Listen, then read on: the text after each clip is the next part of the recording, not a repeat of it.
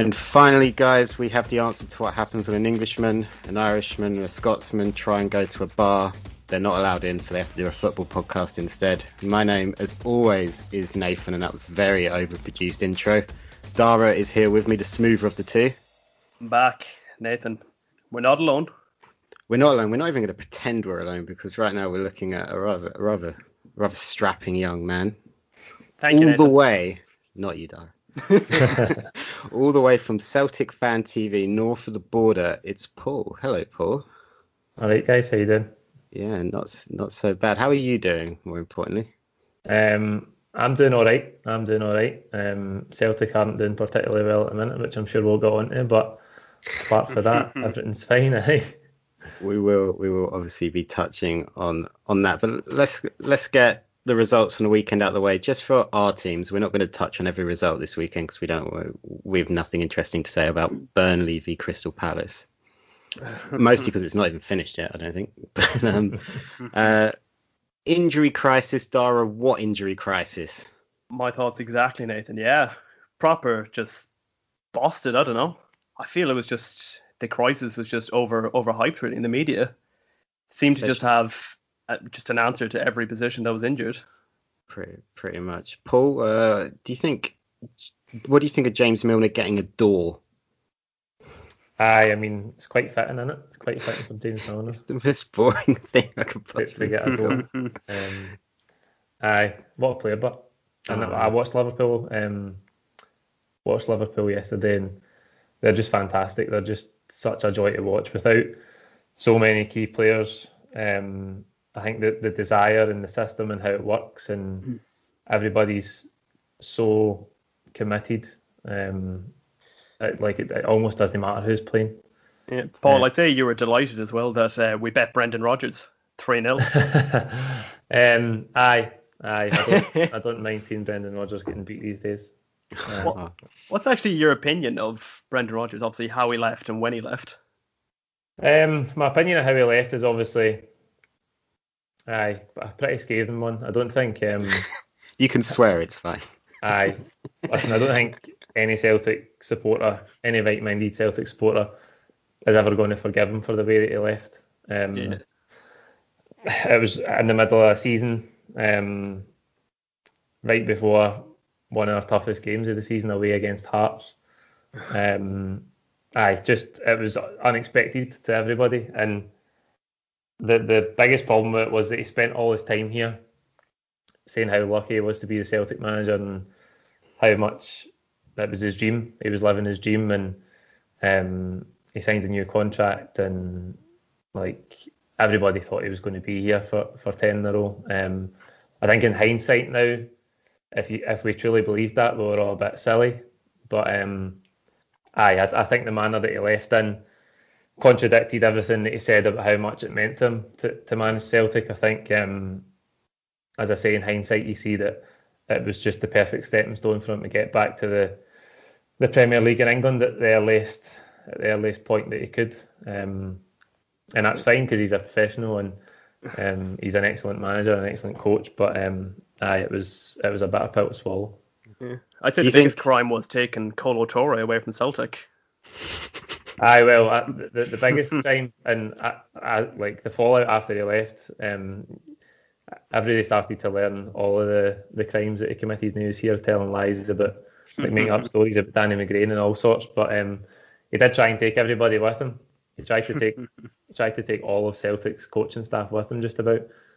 John Kennedy included. I think John Kennedy was the only one that didn't go with him. So, the manner that he left in and trying to rip the whole coaching infrastructure out of Celtic at the same time as well. I think his integrity is in question if his management ability isn't. Do you think he would do the same thing to Leicester if a bigger job? Yeah, definitely. Yeah, and he would still take Colo Touré with him. Absolutely, no questions there. Let's go on to the weekend for Celtic. I've watched your obviously reaction video over at Celtic Fan TV. You guys seemed super thrilled just with everything that went down. How are you feeling kind of a couple of days removed from the result? Because it is a tough, you don't have a great record there. No, we don't. A young man by the name of Virgil van Dijk scored the last time you won there. He did. He did. How are you feeling a couple of days removed? I think a couple of days on, it's still raw for most Celtic fans. I don't think. Listen, the result in isolation to draw 2-2 at Easter Road's, I mean, you could accept that in most other circumstances where everything was normal and Celtic were in relatively good form, but it seems like the straw to break the camel's back for a lot of people because we're on a terrible run of form, and it's not just that we're on a terrible run of form. We haven't played well all season. There's no evidence left for me, and I think for a lot of people, that there's anything to go on, there's anything to continue on. There's not any evidence for me that the status quo can remain, really, and it's not ideal because Neil Lennon obviously has a special place in Celtic history, and nobody likes to sort of point harsh criticism at him. But it's got to the stage now where people are, I mean, some people are even resorting to abuse, which obviously I don't agree with, but the feeling towards the situation and the decline that we just talked about Brendan Rodgers there, the sort of decline we've seen in the team and in individual players since Neil Lennon took over is so stark. And I think the game on Sunday is sort of a microcosm of everything that's been going wrong all season. It wasn't a catastrophic performance, and we've had a couple of them in this run, but we had a lot of the ball in the first half. We didn't really do anything with it. And then in the second half, we have a 10-minute period where defending just goes out the window. Like, it's absolutely criminal goals to lose. Like individual errors and giving the free kick away that led to the penalty being given away. Two identical fouls, really, like needless fouls, like player going nowhere. So avoidable. And then the second goal was just atrocious because the knockdown from a long ball is unchallenged, and it goes through to Kevin Nisbet, he's got no one anywhere near him, and it's a great finish from him. But that's symptomatic of how we've defended all season. Neil Lennon even called it lazy after the game. I think it's probably the most scathing criticism a manager could ever give his players, that they were lazy. And in this season of all seasons for Celtic particularly, given what's at stake, I think that the baseline expectation of any footballer is to give 100% effort and not to be lazy in anything, particularly defensive work. So we've had all of that this season, and we got it all in one game on Sunday, and we did manage to get back into the game through a penalty of our own, and then a goal for the second phase of a free kick and added time, where if Hibs had just cleared the ball properly, we would probably have got beat. But we did manage to scramble an equaliser, and like, as I say, in a normal run of form where Celtic had been playing well, you would be able to accept a draw at Easter Road, no problem. But it just represented everything that's went wrong this season, and as I say, it's one too many. I mean, if other games in this run weren't already one too many for a lot of supporters, then Sunday was definitely it, because I mean, all games are must win when you're the Celtic manager. I think the famous saying is that you're only ever 3 games away from a crisis. Well, we've won 2 games in the last 8, and that's Sunday. A draw on Sunday's just the only thing acceptable would have been 3 points, and I think a draw is the final nail for a lot of people. Do you think a lot of this is down to Neil Lennon, or do you think a lot of players have got a bit too comfortable in the position they're at Celtic? Because you don't chop and change the squad an awful lot, like especially in recent years. Do you think a lot it's more down to Lennon or the players? I think it's ultimately down to the manager. I think the manager is the most important person at any football club. We just talked about Liverpool there, and I said they're such a joy to watch because they're missing so many key players in all positions. No Salah yesterday either. Okay, Van Dijk and Gomez are out as well, but the system that Liverpool play, how committed they are to all of the principles that the manager's put in place, means that it doesn't matter who plays. And okay, it's probably an age-old debate in football about who's responsible for bad performances because it's the players that are on the park and not the manager. But I mean, every single example of a football team out of form, it ultimately ends with the manager being replaced. And more often than not, teams get a bounce in results, and it's because, well, in my opinion, it's because they don't respond to the manager's message anymore, and the rot has set in. I know it's a cliche, but the rot sets in, and like body language, like even the things that Neil Lennon's saying now. He said a lot of erratic comments in the media in recent weeks and months. But he said after we got beat by Sparta Prague that we needed a culture change. Yeah, I saw that, and that's a big comment. Because he's responsible purely for the culture. Absolutely. He drives the culture as a manager. He drives the culture. And I don't think he inherited a bad culture. He inherited a very professional culture, a winning culture. And to be fair, to this point, he's continued that winning culture, but we're still on course to complete the treble for last season, which would be the 12th domestic trophy on the spin, which is remarkable. And it seems, I mean, against that as a backdrop, this sort of criticism to anyone who doesn't follow Celtic might seem over the top and it might seem ridiculous, but he inherited a good culture, and for him to say that there needs to be a change in culture is remarkable, really, because, as you say, he's responsible for it ultimately. And as I said on Sunday, he's talking about players being lazy. So there might be some players in this squad who are jaded, who maybe they can't go to the well again because they've won so often for Celtic. They've won, like Scott Brown and James Forrest, who's injured just now, but there are a few guys in the squad who have been here through this whole 9 in a row run. Scott Brown is obviously aging, coming towards the end of his career.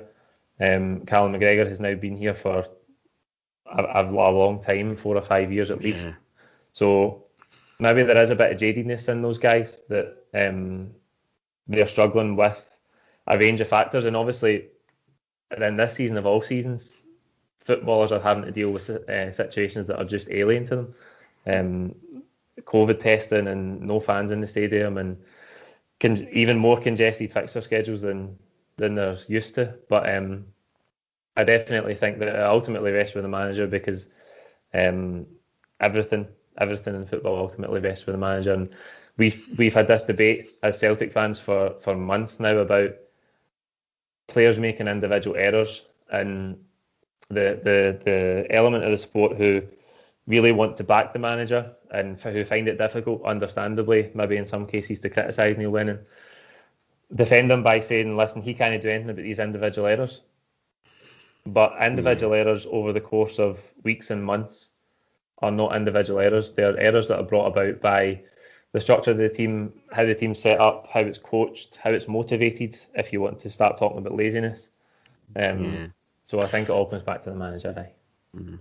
They're not like, because you have a good squad easily. Like it would be, I know we just kind of ripped them apart a bit.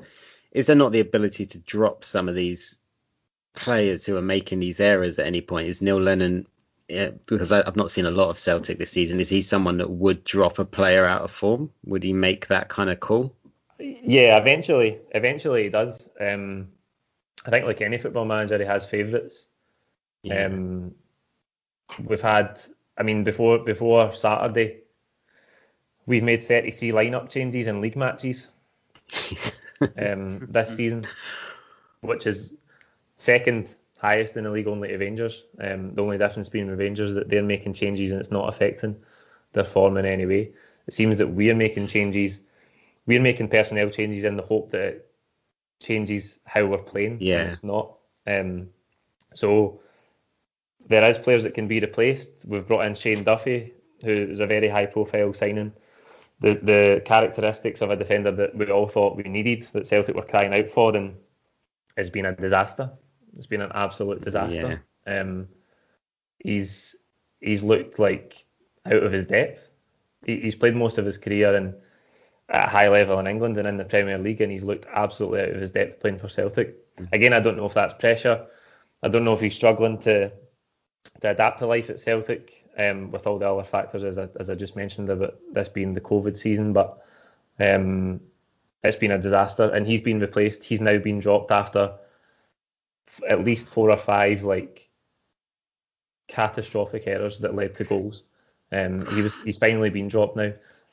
We've even rested Scott Brown. A big criticism for even when I think Brendan Rodgers was still here, that we relied too heavily on Scott Brown, and the midfield dynamic with him in there aging, and a lot of the domestic games we play, that it's maybe not what we need. We've even had games where we've rested Scott Brown this season. Odsonne Edouard, who's the best player in the squad in the country by a mile, hasn't been in any form, and he's been rested. He's been dropped. We've had Ayeti in, we've had Klamala in. We've changed personnel a lot, so it's not like it's individuals who haven't been playing well, and we haven't dropped them. We've had a number of different formations and different setups and different lineups, and ultimately the same patterns and the same errors. Yeah. Let's talk about Rangers for a little bit. Oh, do we have to? Yeah, you can't see his face, but he's just started crying. And, how important has it been to the Scottish Premier League that a strong Rangers are back? I know they're top at the minute by quite a bit, but you do have 2 games in hand. But how important do you think it's been to the overall league, the last 2 seasons, the Gerrard kind of seasons that have seen them kind of become a force? How important do you think that's been to the league?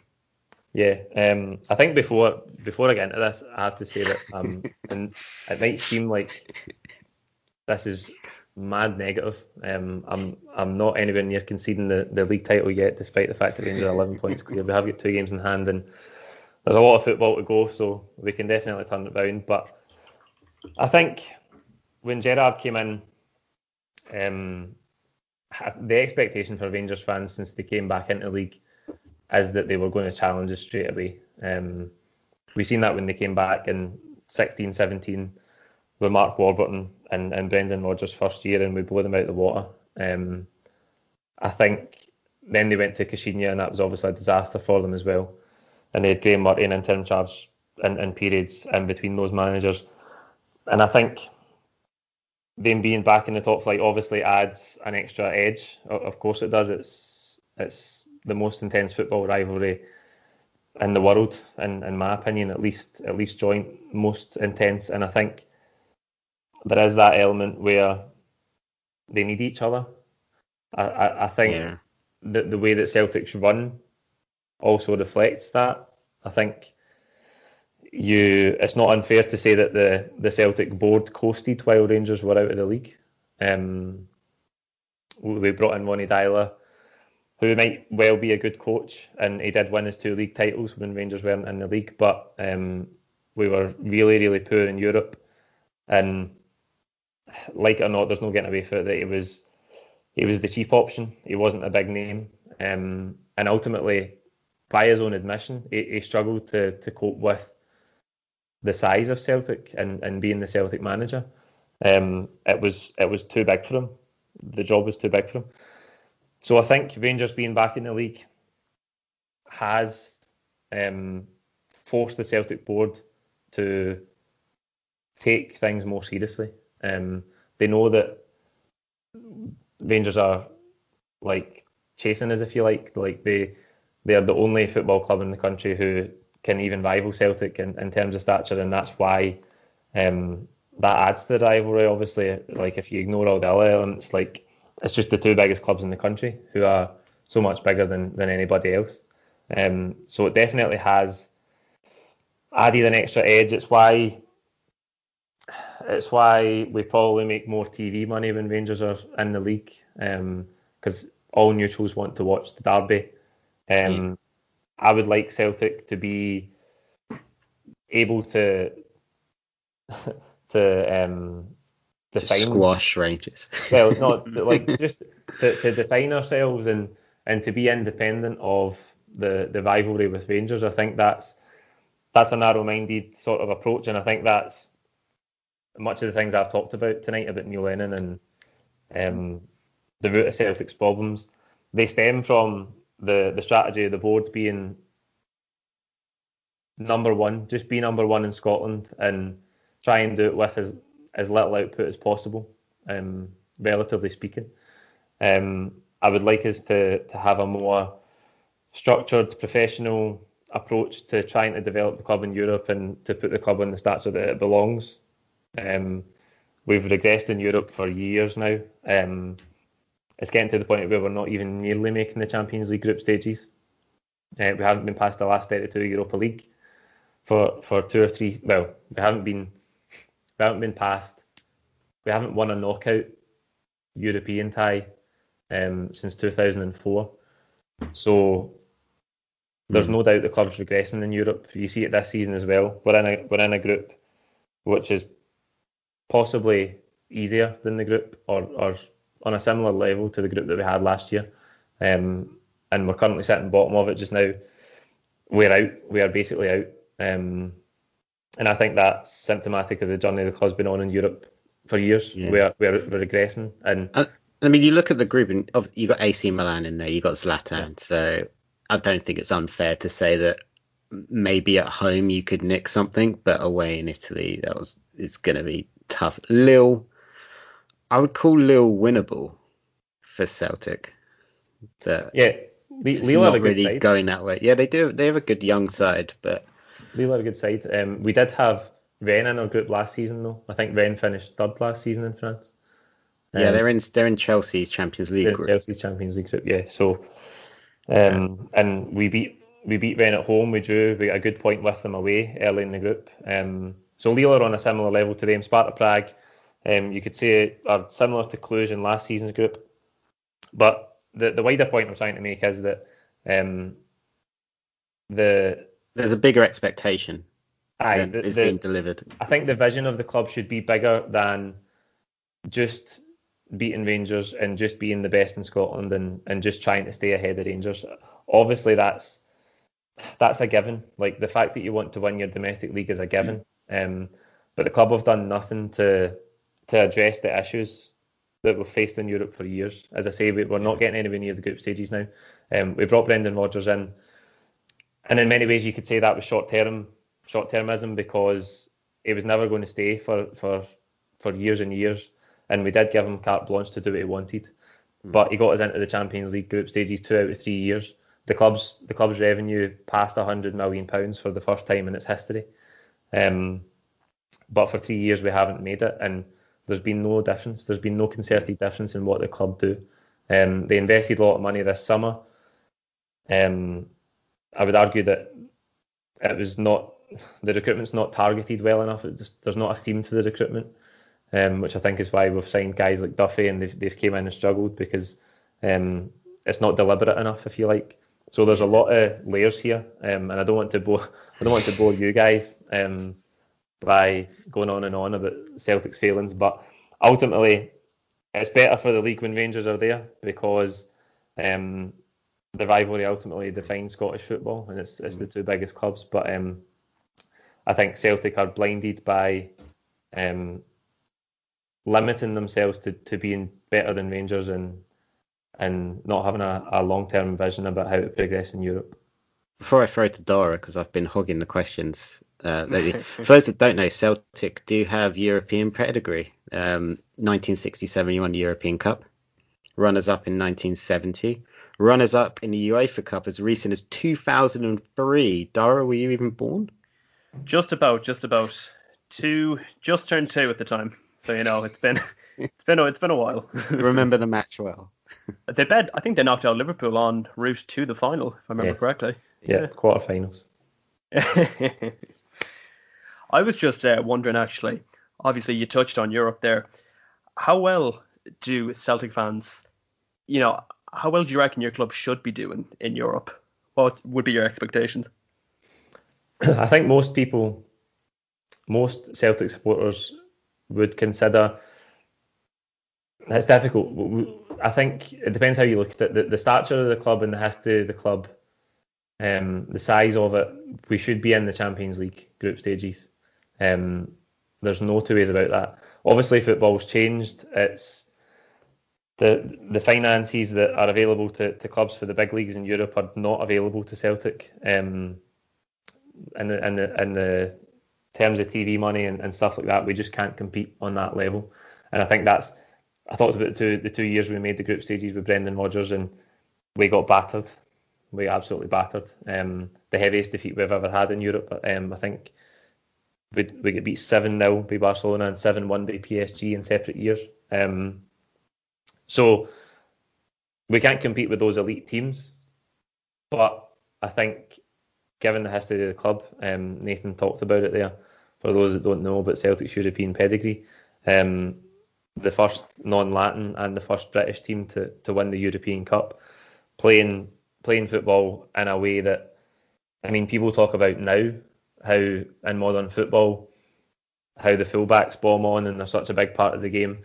In 1967, Celtic's fullbacks were bombing on. We were basically playing 4-2-4, and we beat a very good Inter Milan team in the final, and we battered them, played them off the park, and it was football before its time. And Celtic's history is laced with European success, and like, we can't now let ourselves, as we are doing currently, let ourselves fall to being a European football cast-off, like a team that never makes the group stage of the Champions League, and who increasingly are finding it even difficult to compete in the Europa League. So, to answer your question, the club even talk about themselves as a Champions League club, as trying to do things of Champions League standard, but it's absolute lip service, as I've touched on already. They don't take making the Champions League seriously, and they miss out on the revenue more years than not. So I think most supporters would consider us a Champions League club, but it's obviously difficult to compete in the group stages like we might have been able to do in Martin O'Neill's era, because we had a very good team and we had some truly world-class footballers, but we would still like to be at least qualifying for the group stages, and I think the best we could hope for would be a third place and drop into the Europa League, but the revenue for Champions League group stages is so important to Celtic because it's, as I said, it's like the 2 years we made it recently brought us over £100 million turnover, and that's the only way we can access that sort of revenue, and that's the kind of level that the club should be aiming at. This is going to be a bit of a loaded question, and I'm sure you've had a million and one conversations about this, but there is a way to access that sort of revenue, and it's kind of crossing the border into the English game, much like the Welsh clubs do. So I'm sure you've spoken about this at length before, but that seems the obvious way to get away from the Celtic Rangers rivalry kind of being the level the club's at, because it would force you to be more than that. What's your opinion on that ever going on debate? To be honest, I think it's dead. I think we've been talking about it for 20 years. It's been a long time. since probably before I can remember. But Dermot Desmond, who's Celtic's majority shareholder, for people that don't know, even spoke recently about a British Premier League, and it seems to be this pipe dream that the club are just clinging on to, that one day it will happen that we can go to England, and it's not going to happen. It's not going to happen in my opinion. I think European football is about to change. I think you can see that with Project Big Picture and all of this talk about European Super League or whatever they were trying to call it.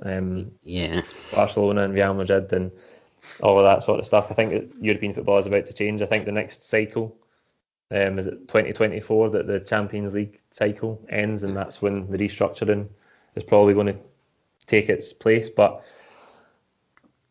I don't think we're ever going to go to England. I mean, it's a nice thought, and I think hypothetically the thing that people always tell you or ask you is, what would Celtic be like with English Premier League money, and could we compete with English Premier League money? Well, of course we could, because we're, again, to come back to the size of the club and the history of the club, it's bigger than at least 14 teams in the English Premier League, in terms of fan base and history. So there's no doubt that with that revenue, that TV revenue, and the sort of income that being in that league allows you, then we could compete. But I just don't see it happening, and it's dead. And as far as I'm concerned. Yeah, it certainly seems to have calmed down the last few years, and Project Big Picture was kind of dumped on immediately as well. But football will change at some point. The borders will all be taken away. But you don't seem super happy to be a Celtic fan at the moment. Would you like to say something positive? You've got some good players in there. Frimpong. No, I would. A cracking player.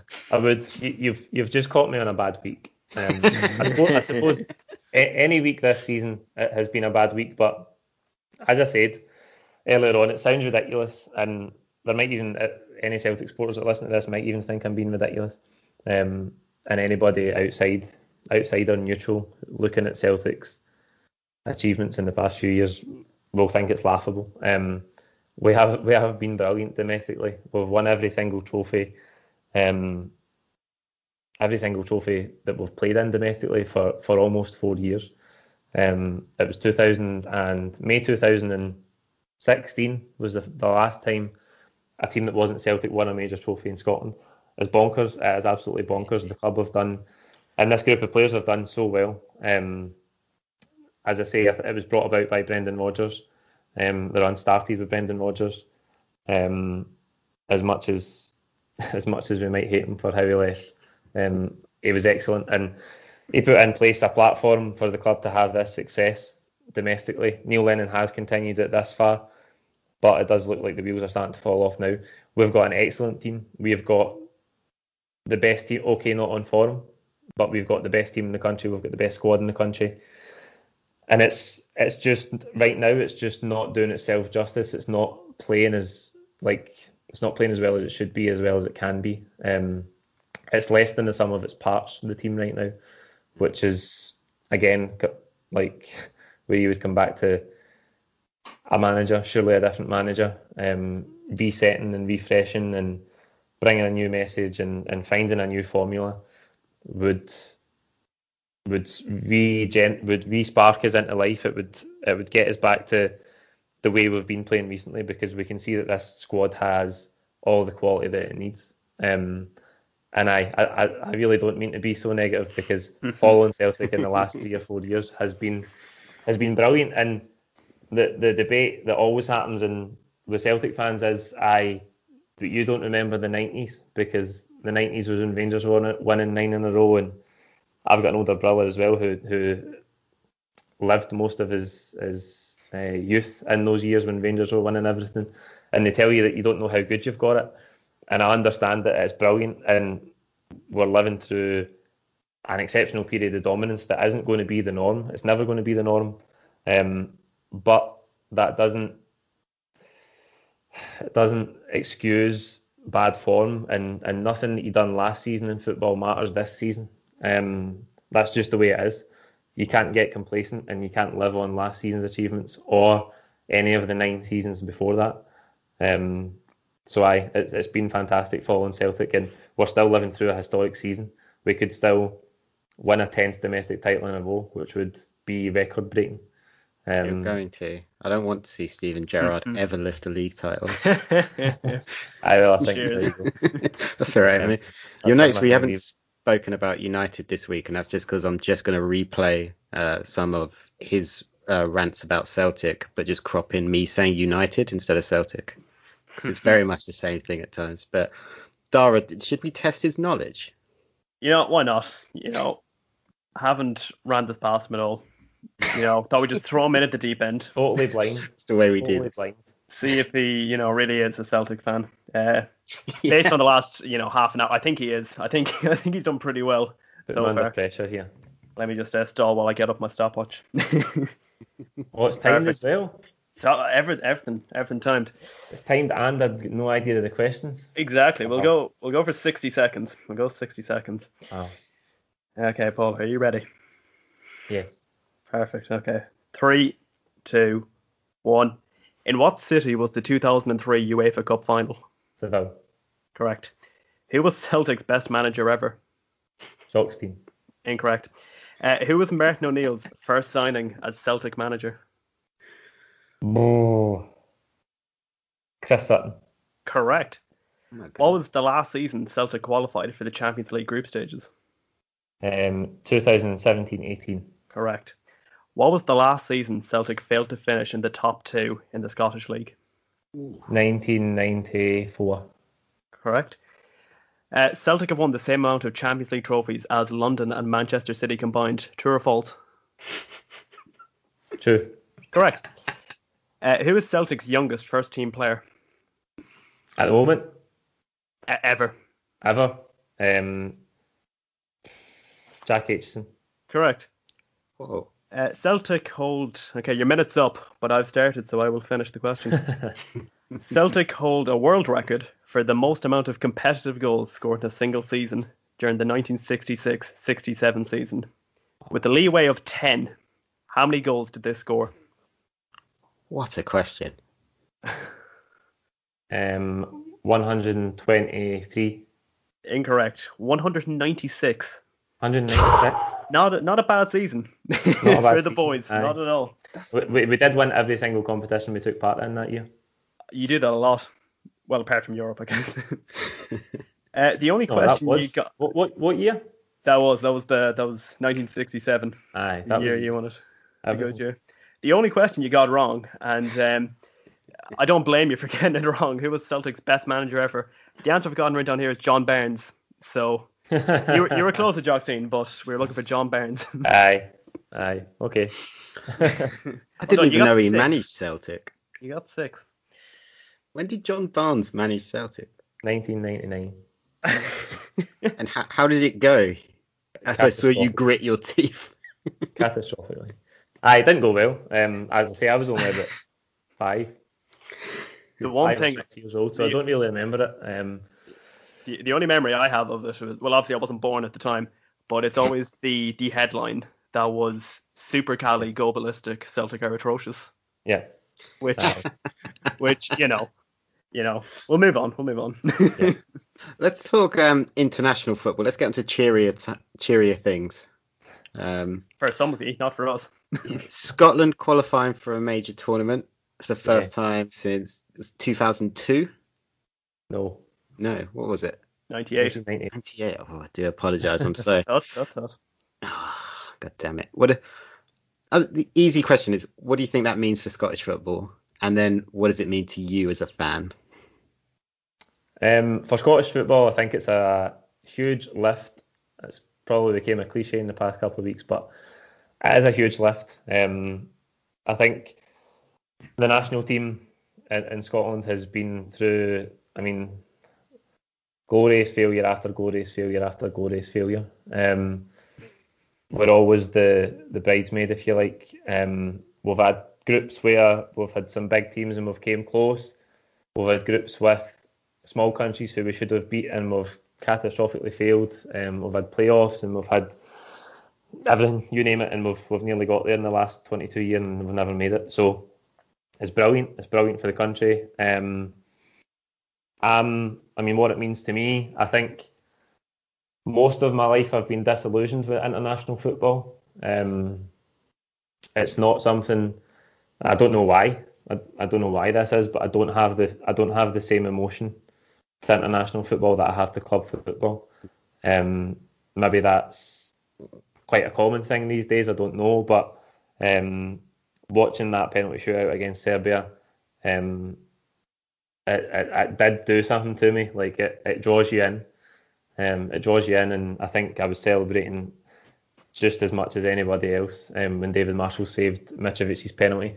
So it's huge, and I'm genuinely excited. That's probably the root of my disillusionment with it over the years because we've never made it. I've watched international football tournaments my whole life, and obviously I was only 4 years old in 1998, so I don't really remember anything from it. So all my life I've watched international tournaments, Euros, World Cups, and they're always brilliant, but my own country, I've never been there in my living memory. So I'm looking forward to it. I'm excited by it, and I just hope that life is some sort of normal by then, and we can get to, if we can't get to the stadium, we can get to events in public parks with big screens and beer, and we can just enjoy what it is for your country to be at a major tournament, because we've never had it for so long. Because you've got a pretty cracking side. Obviously, you've got my boy McSauce playing at centre back for some reason. Presumably, you don't have any more centre backs. Scott McTominay's got a slot in there. You got Robertson as well. Josh McGinn, everyone's favourite McBurney, who apparently everyone hates for some reason. I was watching Scotland play the other day, and I can't remember. I'm a bit like you with international football, and it's been a theme on this podcast as well, because we've had to go through 2 international breaks recently where we kind of just stopped caring. But why does everyone hate McBurney? Because he's hopeless. Okay. Asked and answered. That's done. Aye, listen. James McFadden made a comment on the coverage of a Scotland game a couple of months back that he gets stick because of his English accent. Which isn't true, because so many players have played for Scotland recently with English accents. It's Scott McTominay's got an English accent. But he's just not been very good. I mean, it also led to a debate on Twitter that it's not because he's got an English accent, it's because he's openly a Rangers supporter. That's why he gets stick. But the reality is, he hasn't been very good for Scotland. See, if he'd banged 5 goals in his 15 caps, nobody'd be criticising him.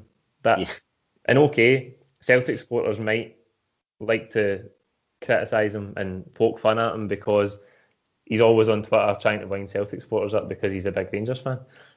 Of course, that's how the world works. But at the end of the day, there's a lot of Rangers fans in the Scotland squad, but they don't get the same stick that Ollie McBurney gets, and it's because they perform well when they play for Scotland.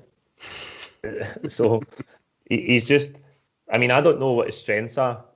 I know that he was relatively good at Swansea, and Sheffield United paid £20 million for him, but I think that's, if nothing else, it's just an indication of how inflated the transfer market is. 20 million quid. I had no idea he cost that much. I would have guessed he cost about 10 or something. Aye, I mean, he's not lightning quick. He's not very strong. He's not a great finisher. And he's a striker. Yeah. So, I mean, I think he looks good in the air. And by good in the air, I mean like heading crosses. Not good in the air and winning flick-ons and holding the ball up. He's a bit of a Fellaini. Well, he's not even good at that. Like, God. Like Scotland's system right now has worked so well with Lyndon Dykes up front. Lyndon Dykes went from Queen of the South to Livingston, and now he's at QPR. Very good target man, and he's been excellent. And Ollie McBurney hasn't been as good as him. So, I think that's why football's simple. Football's really simple. See if you play well, and if you're a striker, if you score goals, you don't really get criticised. What do you think of Scott Brown? You know, obviously he was with Scotland for so long. He finally retires, and you straight away get to a tournament. Aye, well, I don't think Scotland's problems over the past 20 years are limited to Scott Brown. Definitely not. Aye, he retired once and came back. When we played England at Wembley.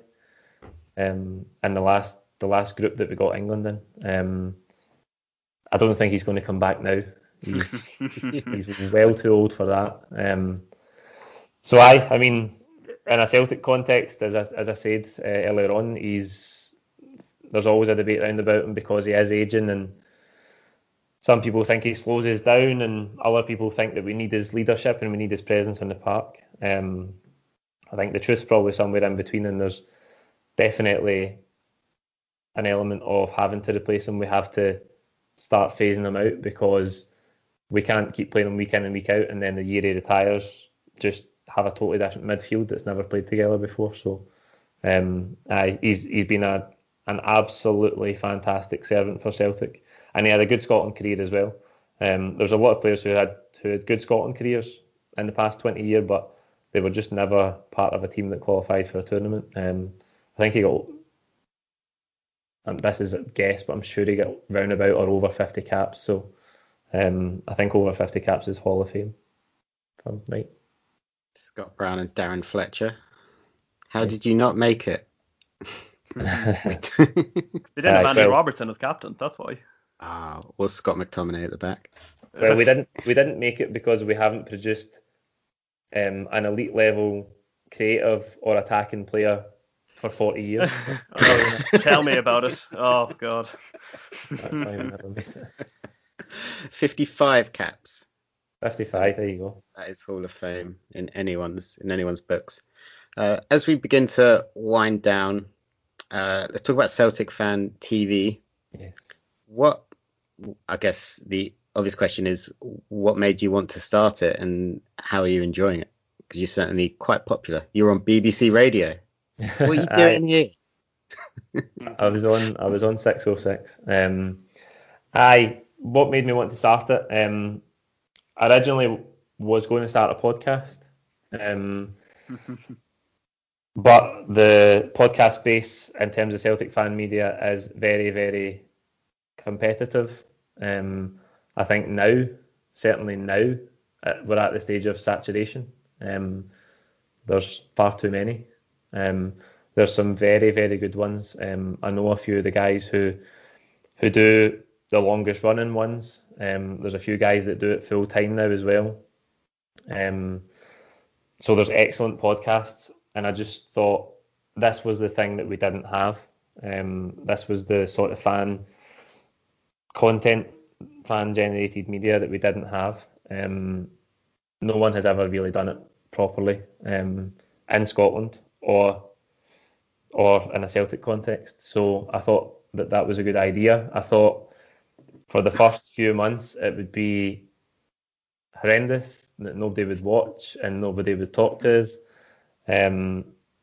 But as happenstance had it, we ended up getting 30,000 views on the first video, and it went mad. That was brought about by a few things, but probably just timing. Timing is the main one. There was obviously an appetite for that kind of content, and luckily enough, it just exploded. It's been quite mad, I suppose, the growth. It's obviously slowed down with COVID and the shutdown last year, because we've only been going for less than 3 years. So it's been difficult, I suppose, adapting to in the house live streams instead of being at the games and outside the stadium and stuff. But it's been brilliant, and the response has been absolutely amazing. And as I say, the past few years following Celtic have been fantastic. We've won so many trophies and we've had so many brilliant days. This week and the past couple of weeks haven't been easy, but it's been fantastic so far. You guys will be back. You're not going to be gone from the positives for very long, are you? Absolutely. I'm sure there's been loads of incredible memories and experiences from having the fan channel. What have been some of the best, would you say? There's so many. Any day you beat Rangers is always a special one. So there's been a few of them. Some random ones, like beating Leipzig in the Europa League a couple of years ago. Beating Lazio in the Europa League as well. Those were great nights, and those sort of European nights at Celtic Park where you beat a big team. They're what growing up watching Celtic that's what it was all about. taking scalps at home in Europe. We've kind of fell off the wagon in terms of home European form in recent seasons, but there's been some really good victories at home in Europe, and like the treble day, that was fantastic in terms of making the content, because everyone was so on edge after Rodgers left, and it felt for a few months like it was just mad. It was just like everyone was like shook in the manner that Rodgers left in, and then we thought, like, where do we go for here, and how do we try and close out this treble that's never been done before? So that was really special, and the night out after that was a good one. I'm sure being on this podcast is up there as well, isn't it? Absolutely, right up there. Right above being on 606, I'll tell you that. Oh, thank God. No Robbie Savage here. For God's sake. No, we're much more likeable, Nathan, I think. I've been able to get a word in. Have we not shouted enough? Aye. Do apologise. Used to haven't argued with each other for 60% of the podcast. We promised to be on our best behaviour because you're here. Yeah, we said that till after the show. Yeah. So we got one more stupid game for you. Yes. It's my one, and it's way less. You don't need as much knowledge.